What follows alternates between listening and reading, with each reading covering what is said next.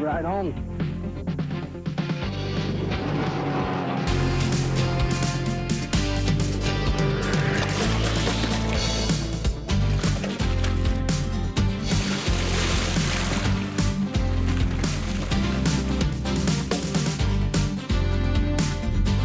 The 2001 Bassmasters Tournament Trail, presented by Long John Silver's. This is the Eastern Invitational, brought to you by Ebertroll. Hello and welcome to Hendersonville, Tennessee, site of the season-opening Bassmasters Eastern Invitational. Now, after 2 days of tough fishing, there are some surprising and some not-so-surprising leaders among our field of 324 competitors. Two of the top three leaders thus far are first-time Bassmasters participants, including our leader, Kerry Bieber, and in third place, Aaron Hastings. I feel good. I think my fish are going to hold. I don't know if I'll be able to put 5 good ones in the boat, but I'm not sure that I have to.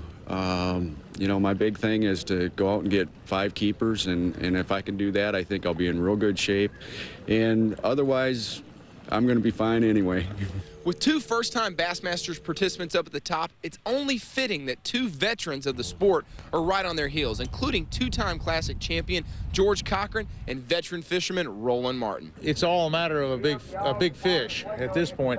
And I have a spot where there are a couple big fish. I haven't hooked one this whole week, but I know that they're in there, and a local caught a couple the other day, so and I saw him catch 2 fish that would probably win it for me. So I know that it's a good opportunity, and I feel like I catch a limit. My partner is on some fish as well, so we have a backup. He's in the top 20 or so, 25th place. So between us, we have enough fish. It's just a matter of getting that big bite. First-time Bassmaster competitors or seasoned veterans? We're going to have to wait and see who will come out on top from Old Hickory Lake in Hendersonville, Tennessee.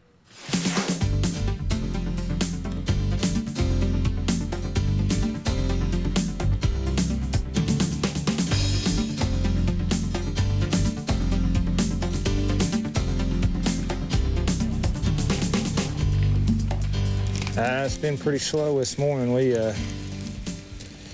lost a good fish out of a tree. I never did see it, but it was pulling pretty good. And we've caught a couple around this little marina right here, and none of them were big enough, but may try to come back later on today and see if that sun will drive them up in that shade a little bit more. Might drive some bigger fish up in there. But we just got to keep trunking and winding. Come on, Larry. I'm going to come around to the driver's side. Oh, he's in the trolling motor. Good job. Good job. We'll be right back with more of the Bassmasters Eastern Invitational from Old Hickory in Hendersonville, Tennessee. The Bassmasters, brought to you by Long John Silver's. You can't resist the cravings. Berkeley Fire Line, catch more fish. Pennzoil Marine, it's the right equipment for fishing. And by Bass Pro Shops, the world's leading supplier of premium fishing tackle. Welcome back. Old Hickory has over 20,000 acres of water and over 440 miles of shoreline for our competitors to fish. Now tell me, how would you break this lake down? Well, Reed, to get a good idea of how our competitors are going to be spread out on this big body of water, you can divide this lake up around the 109 bridge. Now down south in Drake's Creek, you'll find Day 2's leader, Kerry Bieber. But guess what? He doesn't have it to himself. He's got Roland Martin and Roger Stegall both in the top 10 fishing in that same creek. If you head up the river to Spencer Creek, that's where you're going to find Aaron Hastings, and he's found a lot of success in that one area. Also starting the day in Spencer is one of our local favorites, Trey Bain. Further up the river, above the 109 bridge, there's 4 creeks that have been pretty productive, including Bledsoe, Barton's, Spring, and of course the second, Cedar Creek. And Reed, this is where you'll find 4 more guys in contention to win. That would include Joel Richardson, Mark Sabitas. Then you've got George Cochran and Rufus Johnson. Hey, an interesting situation is both Mark and Joel are paired together in the same boat on the final day, and with them being in the 5th and 9th place, both these guys have a chance to win this thing. Well, they do, Reed, but here's their good fortune. They were paired together fishing the same water. Can you imagine if you had an 8-hour day and one guy wants to fish at the dam and the other guy wants to fish at the north end of the lake? Well, you'd have to split that up, and it wouldn't be as productive because you'd be spending a lot of time running. These guys were working hard together, and the whole key here is they need to get along. Hey, another scenario for fans to watch on the final day of competition is the newcomers to the BASS tournament versus the veterans. We have guys like Aaron Hastings, Kerry Bieber, going against a couple of veterans like George Cochran and Roland Martin. Well, I'll tell you what, if I had to say so, and I will, I think Roland and George do have a slight advantage simply because they are the vets. They've been here before, they've seen these conditions, and they both fished this lake. You got the newcomers coming in here, as you mentioned, in Aaron and Kerry. I don't know what's going to happen, but I'd like to see one of those guys pull it out. Well, it's the final day of competition. A lot of scenarios out there on the water. Let's take you out to the action right now. George has run a long way up the river to find shallow water with underwater cover. And you know, after talking to him, he told me he had a lot of confidence in the area and he felt like it would really hold up for him, unlike some of the other contenders. This one area back here in this creek, and I mean, it's been beat up so bad, I don't even know. I may be wasting my time. I know Cochran's on the other side, and he's got a pretty good thing going. He's got quite a few logs and stuff. I got drawn with him the first day, and this was my main side, and he's got another side, and he's got a lot more stuff to fish on his side, so I believe he'll be all right. Considering what the lake could be, there's a lot of fish in this lake, and if it was really on up, you know, anywhere in the lake, the way the bite is now, really isn't nothing compared to what this lake's capable of producing. I know it's got a lot of 3- and 4-pound bass in it, and they're from here all the way to the dam. There's plenty of fish in this lake. You know, somebody still has the potential of coming in with a huge stringer today and coming from 100th, 200th place up to the top. Yeah, sure do. If they could just find that school of fish.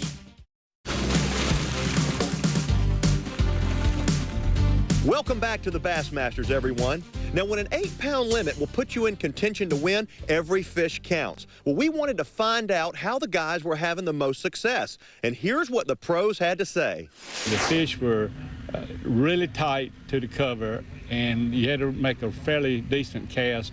And I was throwing a spinnerbait, and it had to come by the fish just right for them to hit it. The key to my success was light line. I really scaled down my line, my baits.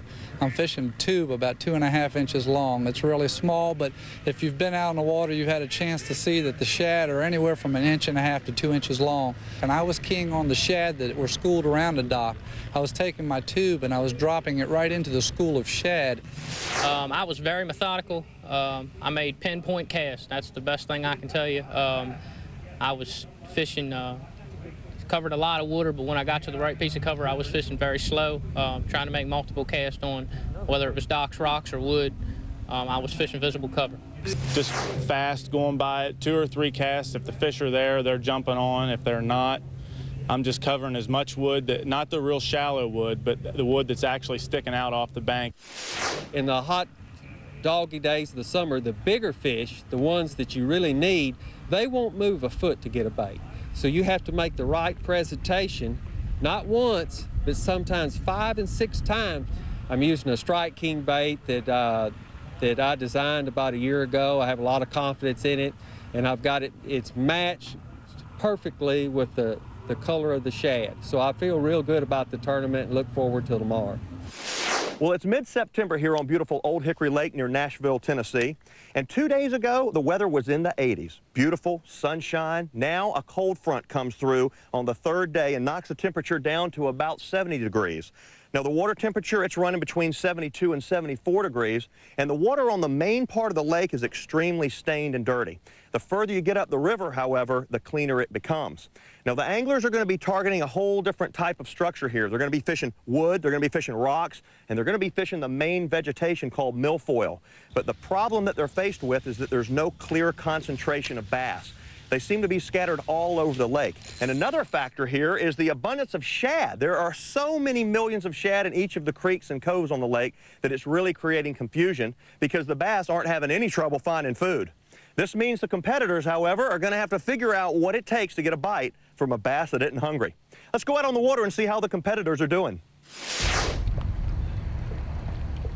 George is really fishing slow and is having to cast at the same structure several times before getting bit. You know, Reed, the deal here is most of the anglers that go through an area, they fish really too fast. Cochran knows, he's a veteran, he slows down, he gets more bites.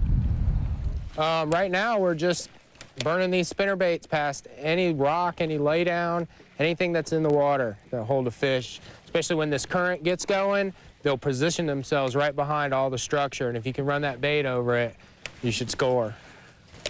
Right now, there's no current, and it's been a little bit slow. Joel's got 2, and we've only had those 2 bites. Well, I caught 1 little one. So we're just gonna keep at it. You know, there's a lot of different baits we can use along these bluffs, depending on what style fisherman you are. We can burn these spinner baits by.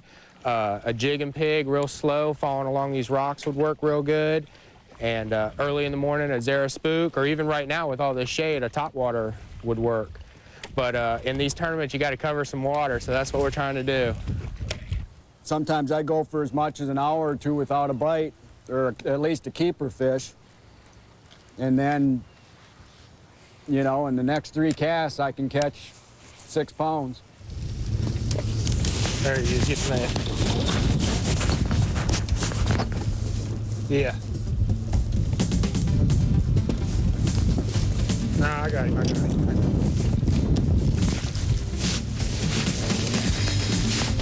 We'll be right back with more of the Bassmasters Eastern Invitational from Old Hickory in Hendersonville, Tennessee. The Bassmasters Pro Tip, brought to you by Evertroll. Unfortunately, sooner or later, we're all going to encounter super, super tough fishing conditions.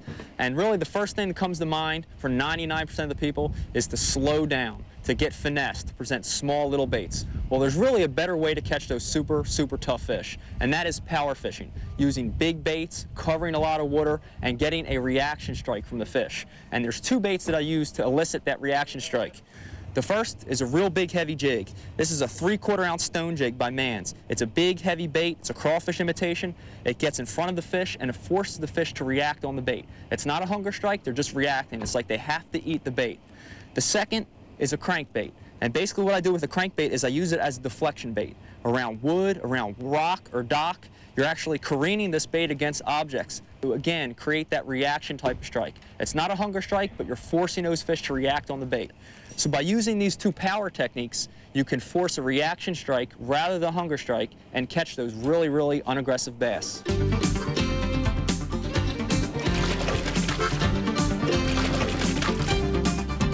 The thing about fall time fishing in a lot of lakes, a lot of these lakes, like these river run lakes and these real flat, shallow lakes, you basically got a channel and you got backwaters off of it with flats.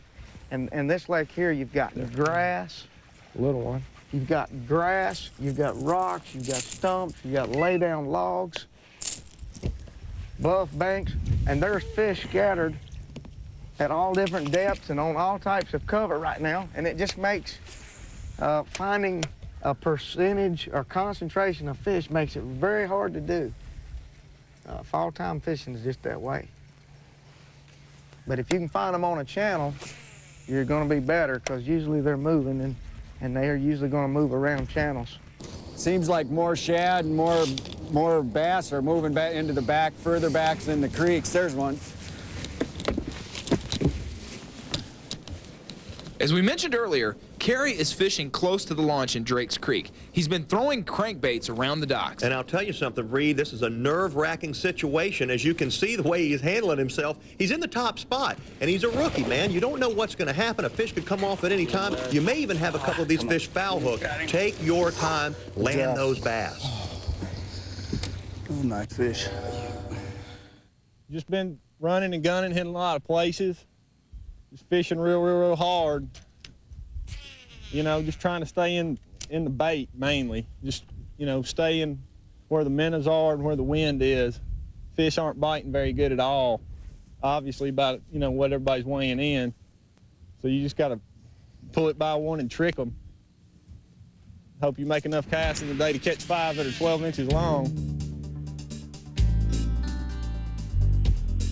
Could it be Roland Martin, a generous angler? Well, sure, Roland, let your partner catch a fish or 2. We'll be right back with more of the Bassmasters Eastern Invitational from Hendersonville, Tennessee at Old Hickory after this.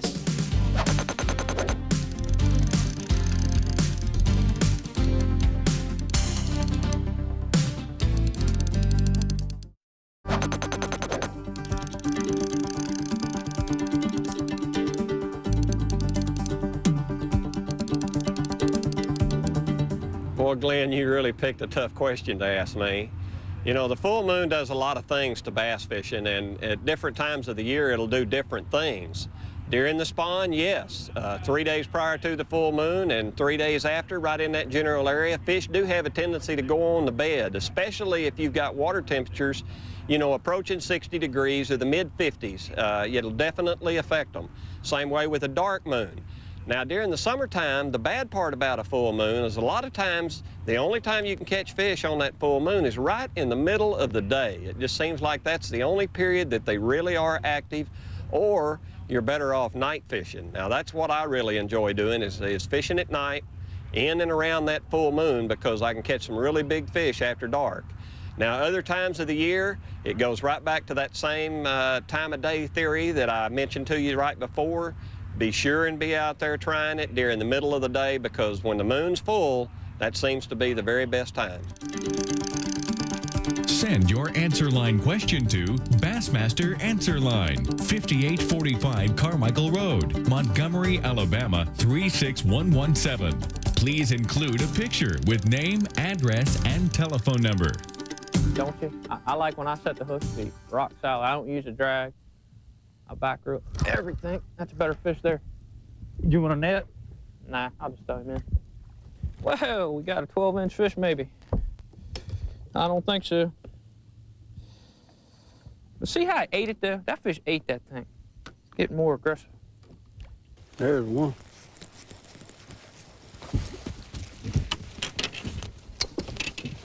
Good fish too, Barry. Good job. Oh, no.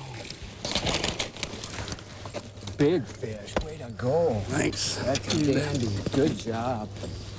And what a great learning tool these tournaments are. You know, I was only fishing maybe 5 miles up the river doing something just a little bit different and couldn't quite figure out how to catch a lot of fish.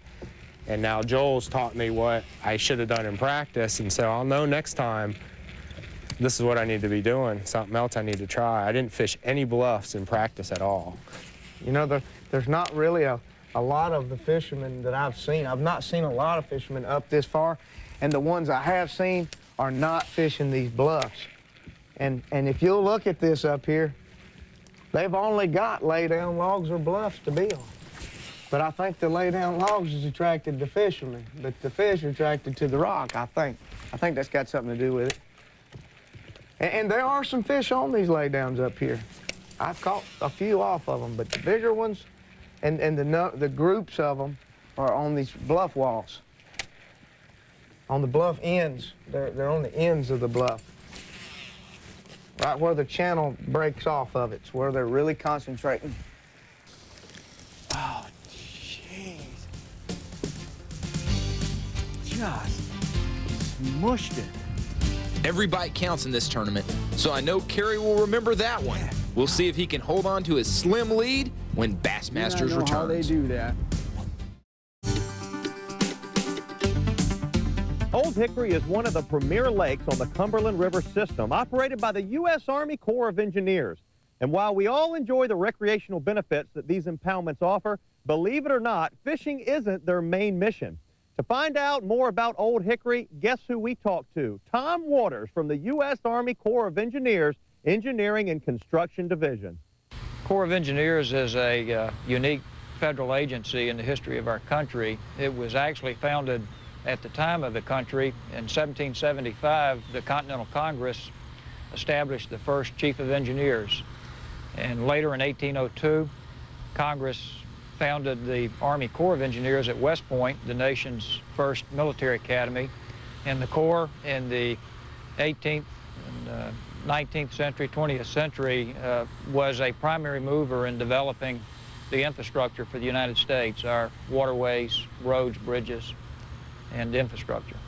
Old Hickory is one of 10 what we call multi-purpose projects authorized by Congress on the Cumberland River. Old Hickory was completed in 1956. These 10 projects were authorized and built ranging from 1944 during the war when Del Hollow Dam, one of our projects, was finished, to our newest project, which was built in 1978. That's the Laurel project up in Kentucky. The average age of these projects is nearing about 50 years, and the projects were built for a variety of purposes. Navigation, of course, for the inland waterway system, flood control to prevent flooding, hydropower, recreation, of course, and a later purpose that developed has been water supply for the municipalities and the industries that have grown up along the river. There's one, good one. Kerry has really stuck to his pattern today. He's shown a lot of poise, targeting those boat docks and that underwater structure fish. And you know, Reed, patience is absolutely the key here. Yeah, stick to your pattern, stick to your game plan, but have patience. Don't get overly excited. I know it's hard to do when you get a big one on like this, but hey, stick with what you know, and it'll always work out in the end. Good God. Good fish. Good fish.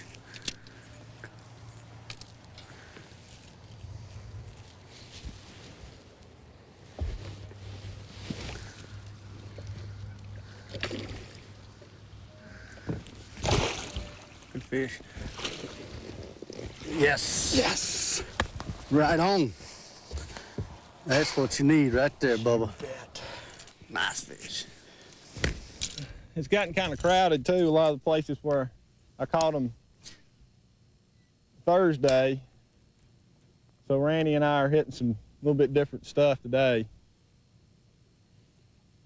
Pulled in one place kind of like this one, caught two. We tried to catch some fish in the grass early and that didn't work out. So small fish.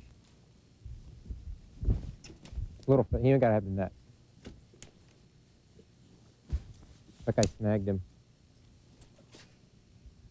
Well, I tell you one thing that I found out. The bigger fish that I caught in practice and in the tournament were in this dirtier water. Out on the main lake, you can go and do this. You need to downsize that line just a little bit, but they were just barely keepers. But they were keepers that I caught.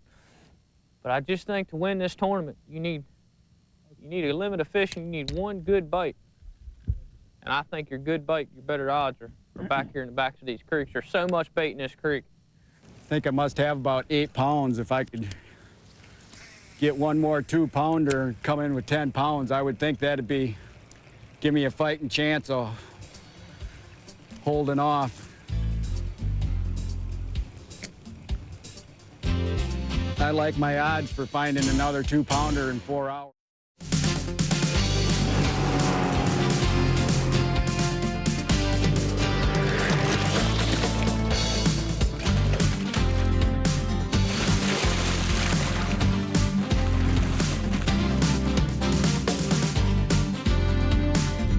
The 2001 Bassmasters Tournament Trail, presented by Long John Silver's. This is the Eastern Invitational, brought to you by Evertroll. Getting to the Bassmasters Classic is one of the toughest things to achieve in bass fishing. And getting to the Classic through the Invitational tournaments is even tougher. There are only 4 events to qualify from, and only the top 5 anglers in each division make it. Now, last year, the top qualifier from the Eastern Circuit was able to win it all at the Bassmasters Classic in Chicago. So we sent our cameras to visit with Woo Daves at his home in Burroughsville, Virginia. Beyond the Tournament Trail, presented by Long John Silver's. I love it back here. We've got about 70 acres right on the creek and a big swamp around us, and we're kind of the only high land here, and we've got a lot of deer and wild turkeys that come through, and it's nice out here because I have a couple of detached garages, and I've got 2 fishing rooms. I actually had a 12-foot room to start out with on the end of the garage, and after my son Chris started fishing, it kind of took that over. It got a little crowded in there, so I gave him that room and turned it other side of the garage into my fishing section. Me and my dad have fished a few team tournaments, but we're too competitive against each other, I guess, while we're in the boat. Never fared very well in them, but we did pretty good. You know, bass fishing is my #1 love, but in the late spring and summer, I do a lot of saltwater fishing, especially for flounder. I really love to fish for flounder because it's a lot like bass fishing. They hang on drop-offs and contours, and you have to find them every day a lot of times and figure out how to catch them. Rabbit hunting is probably my favorite thing to do in the wintertime. We do a little coon hunting, do a lot of deer hunting. We've got quite a few dogs. I consider them good. Some other people might not like them, but they really suit me for what I do. Come here, Reba. Well, Woo has a lot of dogs. And you notice I say Woo has the dogs. My only dog, which I consider my only dog, is actually Scooter. This year we're kind of bowed out of the tournaments because we've got the Classic made automatic, and we're going to work a lot of promotions and shows and stuff, and it's pretty hard to compete the year after winning the Classic, so I thought I would just take off for that. But a lot of the guys are going to miss my wife because she cooks deer meat and rabbits and flounder and stuff at all the tournaments. It's probably 10 guys come over and eat with us, and they've already told me they're going to hang me when they catch up to me for taking their cook away for a year. I really do enjoy it because I know how it is whenever you get on the road and you can't have a home-cooked meal, and that makes all the difference in the world. Probably a bigger thrill to me is winning the Bassmaster Classic was seeing my son qualify for the Bassmaster Classic 3 or 4 years ago.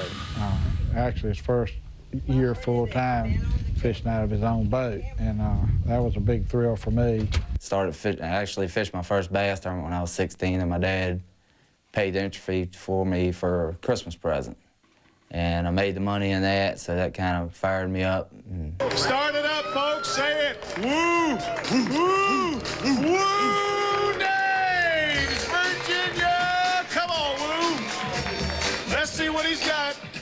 Finally winning the Bassmaster Classic after being close so many times. It was really just a big thrill and a big honor, but it meant that I felt like I got over the top of the hill.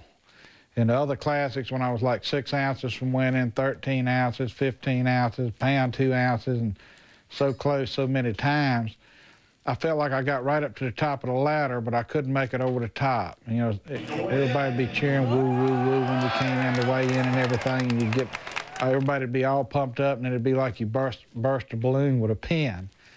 And this year I made it over the top of that hump, and I got that nice trophy, and I got this big ring that I'm very proud of. I think it's just changed the life. I don't think it's really changed Woo or me because I think I'm still pretty much the same person as always. It's gotten a lot more busy. I'm still not caught up on all the paperwork. This year I was the oldest fisherman to ever win a Classic at 54 years old, but I also won the Eastern Angler of the Year points title, which was a really big uplift for me and a big title to win. To win a points championship is really tough, and I was proud, and I think it proved that I'm still able to fish with the young boys and hang in there, and I feel like I've probably got 5 or 6 more years left to compete, really competitive, and then hopefully a few more years. I know I'll be tired and wore out, but mentally I'll be able to get out there and compete with them mentally.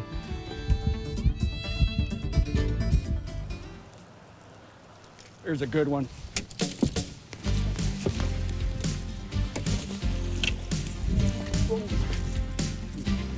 Sorry, I thought he was bigger than that. Happens when you got a foot of line on. I think he'll weigh though. Yeah, it looks like he'll measure.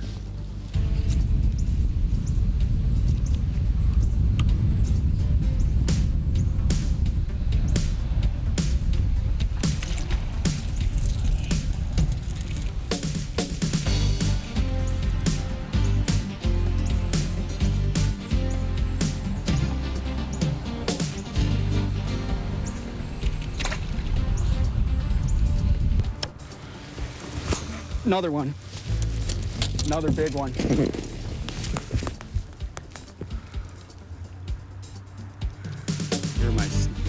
Oh, he was in something. Oh, he's got me in something.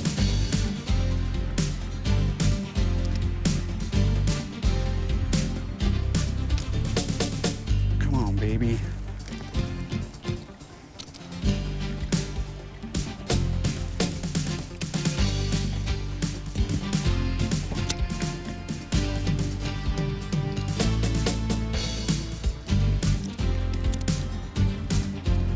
Still on? Yes.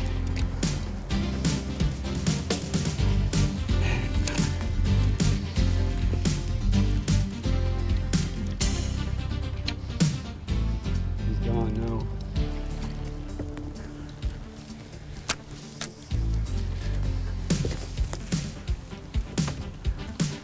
I don't know what it's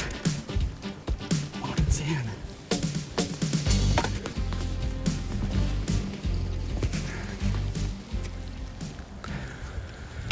The Lord giveth, the Lord taketh away. Good fish. Well, the 3 o'clock hour is almost upon us, and the first flight will be in just a few minutes. Now, with only 16 pounds of bass leading this event, virtually anyone could come from behind with enough weight today and pull an upset. But it's been a tough 2 days of fishing, and the recent cold fronts make today's conditions completely different. We'll have to wait and see who figured out what it's going to take to come out of this one on top. The 2001 Bassmasters Tournament Trail, presented by Long John Silver's.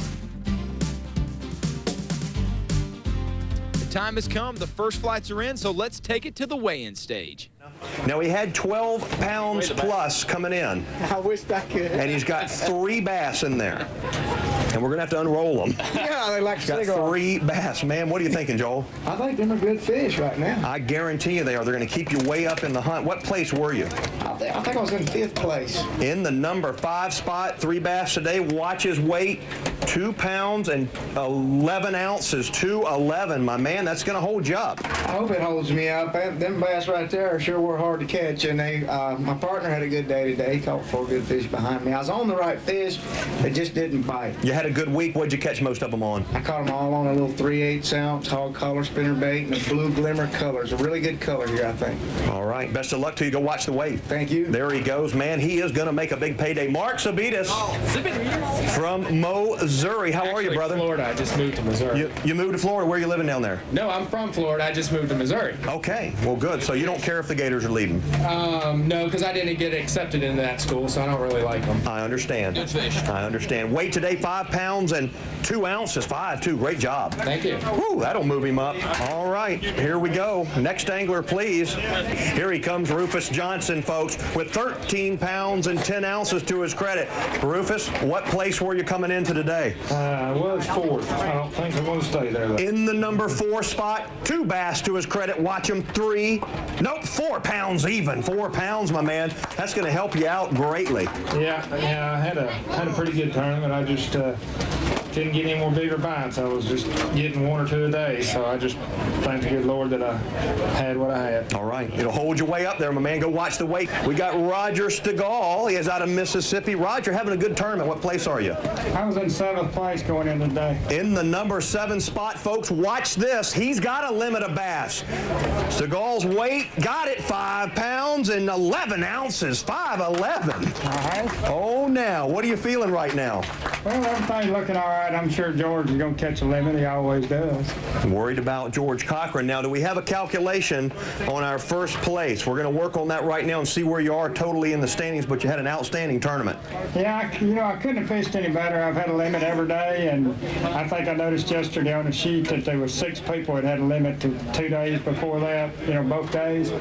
So, I went out this morning and I said if the good Lord's willing, I was going to catch 5 fish, and 10:30 I had my 5 keepers. So, Roger had a great week. You're going home with a big payday. We'll go watch the weights. Thank you very much. There he goes, Roger Stegall. He's made a big move here on day 3. Kerry Bieber, folks. He is our tournament leader coming into today. I want you to pay attention and give him a warm welcome. Kerry Bieber. All right. He's leading the event, And Kerry, I understand this is your first Bassmaster event. Nothing in there.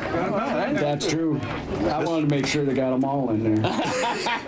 I see 1, 2, 3, 4, 5. A 5-fish limit. Watch the weight for Kerry Bieber. 8 pounds and 2 ounces. 8.2. That might do it right there. Reach in there and show us a couple of those bigger bass. Look at this. Ooh, there's a nice one on the right side, and here's another one. Look at that. 2 big, beautiful fish for his first Bassmaster event, folks. $51,000 on the line right here for Mr. Bieber. And Kerry, I want to hear a little bit about your day now. Tell me what happened.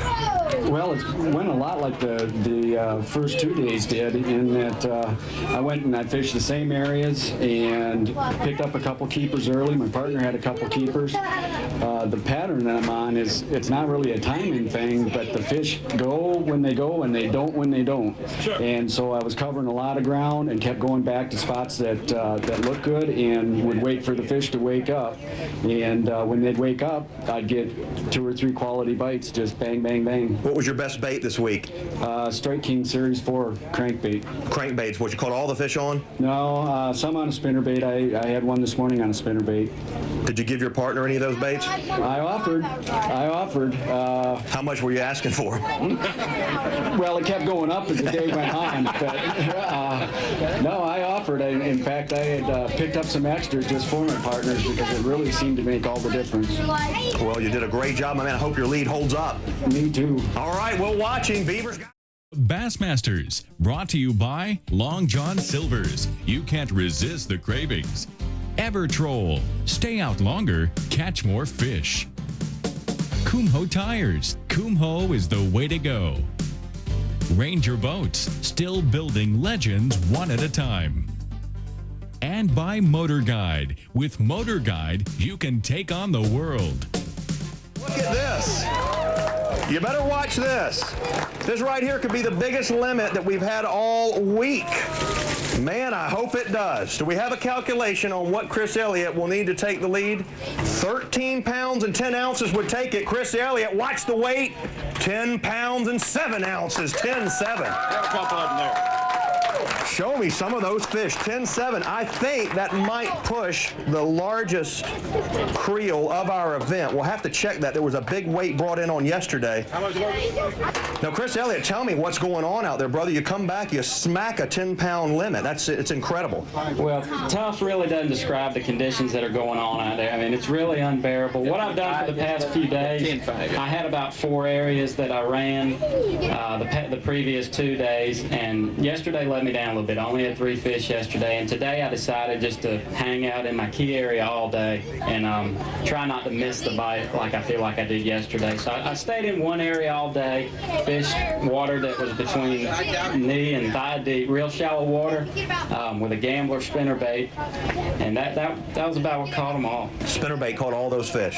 Well, a spinnerbait, and I caught a few on a crankbait and a gambler too, but a spinnerbait pretty much did most of the work for me. Great job, buddy. You're going home with a big payday. Thanks a lot. All right, next angler, please. Anybody know this guy? Mr. George Cochran. George, how are you? Doing good, Fish. Thank you very much. Good. All right, here we go. George is going to need 8 pounds, 11 ounces. Watch the weight. 6 pounds, 11 ounces, 6'11". George, it's okay. Show us a couple of these fish. Man, what a gallant effort. Fishing here on Old Hickory. George Cochran, one of the best shallow water fishermen in the country. George, tell me a little bit about how you caught those fish. We're hearing crankbaits and we're hearing Carolina rigs. Well, you got one of them right. I was fishing a crankbait, a little bait that I designed a few years ago.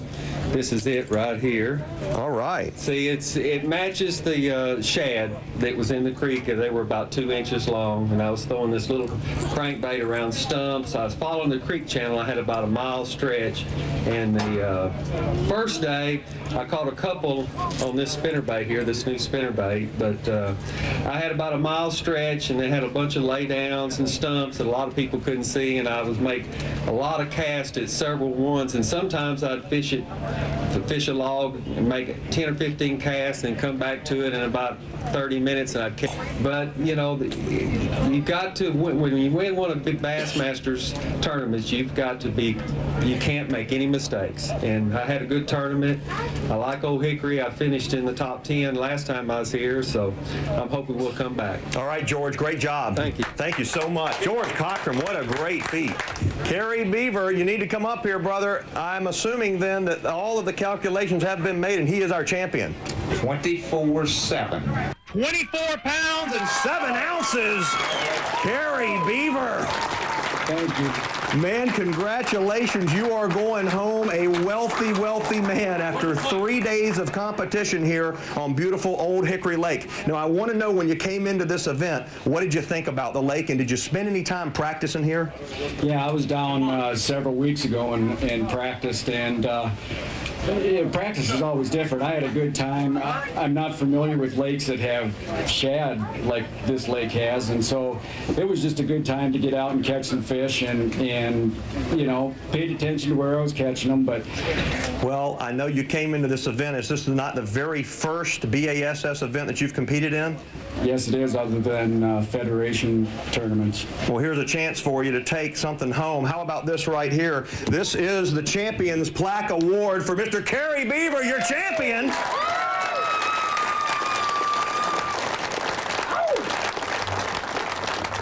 From Wisconsin, and $51,000 is our first place prize. You're aware you'll win a fully rigged Ranger boat with a Mercury hanging on the back. Can you use another boat? I think everybody ought to have two. Now, let me ask you this. Are you a married man? Yes, I am. And where is the lovely wife? She's home in Wisconsin. And have you called her yet? No, I haven't. Well, I think we need to find a phone. Oh, look, here's one. Let's talk about your phone number. Do you know it? She's not at home. She's at her cousin's, and I don't have the number. Could you call my dad? Yeah, we'll call Dad. What's his number? Call Dad. All right, let's do it. What is it? There you go. Wait, what's his name? Jerry. Jerry. I'm going to talk to Jerry for a minute. Hi, Jerry. This is Fish Fishburne with the Bass Angler Sportsman Society, calling you from Hendersonville, Tennessee, on beautiful Lake Hickory, and Old Hickory, rather. And guess what? He won the event. Ouch.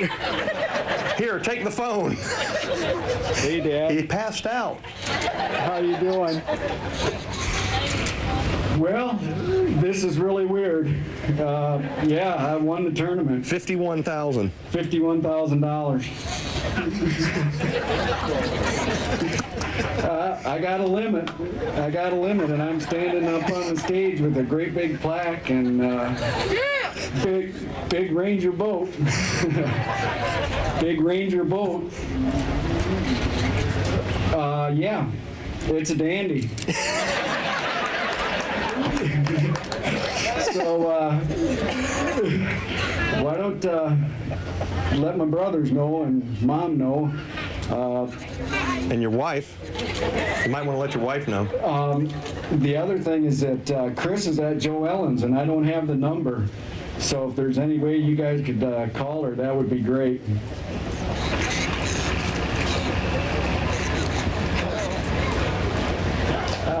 I'll probably be home after I'm done throwing up.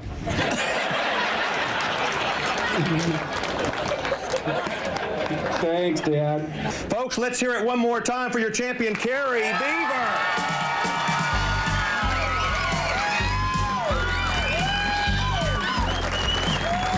Can you believe that? There you have it. Wisconsin newcomer Kerry Bieber wins the Tennessee Eastern Invitational at Old Hickory Lake with a 3-day total of 24 pounds, 7 ounces. Let's take a look at the rest of the field.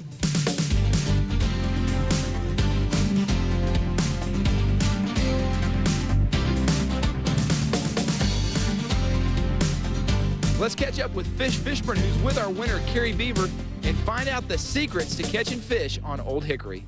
Well, I'm here with our champion, Kerry Bieber, and he did it. He won our Eastern Invitational event here on Old Hickory Lake, the first of 4 events in the East. Kerry, fantastic job, first of all. Thank you very much. I appreciate it, Fish. Now, you come into this tournament. This is your very first BASS event. I mean, that's got to be phenomenal. It's really, really exciting. I came down just hoping to do well, and I didn't even imagine that doing well was not first place for me. Now, if you would, tell me a little bit about the techniques you used on Old Hickory to win the event, and tell me a little bit about the baits. I essentially used 2 baits the whole 3 days of the tournament. In the morning, I'd start out on some shallow flats with a little bit of scattered wood, and I was throwing a 1/2 ounce Stanley titanium spinnerbait. I doctored it a little bit. I'd put a little solder on the hook shank, and that was mostly just to add a little more weight to it so that I could really crank it fast, and I was getting mostly reaction hits off of it. The other thing about this spinnerbait is it has really small blades, and most of the shad were small. And there was a lot of gizzards around, but the bass seemed to be really keen on the smaller shad, so that really worked out well early. During practice, I spent a lot of time fishing this little Strike King 4 Series 4S. You know, it's a big body crankbait. It's got a real wide wobble, little short bill, runs 2 to 4 feet. But the other thing is that I could reel it really fast. And again, so I was still taking advantage of the reaction strikes like on the spinnerbait, but I was doing it with a crankbait. And it was just a little twist. Changing weather conditions. We had the fronts push through, weather cooled down substantially. Did that affect the fish where you were? It actually made the fishing better where I was. I actually gained more weight as the week went on, and was catching some bigger fish. What I really think is happening is the water's cooling down, the shad are starting to really finally move back into the creeks en masse. And what I was fishing was those little coves. As they'd warm up in the morning, the shad would move off the point, start heading to the back of the coves, and the real active bass would pin them back there, and that's when you'd really make hay. Kerry, you had a great week, man. $51,000 in first place prize. Congratulations again. Thanks so much, Fish. All right, for myself, Fish Fishburne, and your champion, Kerry Bieber, we'll see you next time on the Bassmasters.